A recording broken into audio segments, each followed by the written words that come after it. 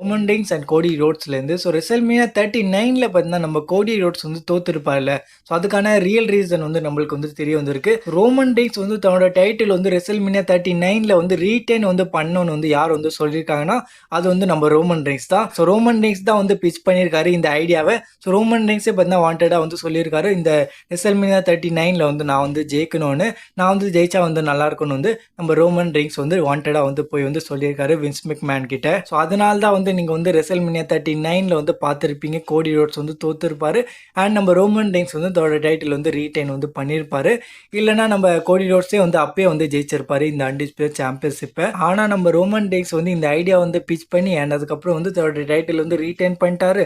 அதனால தான் வந்து நம்ம வந்து ஒரு எண்ட் கேம் மாதிரி வந்து ஒரு சீக்வன்ஸ் வந்து பார்த்தோம் ரெசல்மேனியா 40ல.